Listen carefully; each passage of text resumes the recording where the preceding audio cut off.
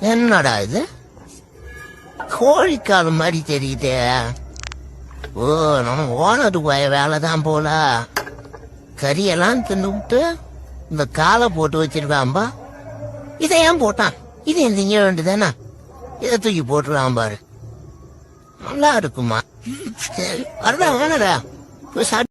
கல்யாணம் ஆனவங்களுக்கு தாங்க ஒரு விஷயம் சொல்ல போறேன். புருஷன் ஆயுள் நீடிக்க சுமங்கலி விரதம், திருவாதிரை விரதம் இருந்தெல்லாம் பிரயோஜனம் இல்லைங்க. மௌன விரதம் இருந்து பாருங்க. 100 வருஷம் என்ன 1000 வருஷம் உயிரோடு இருப்பாங்க.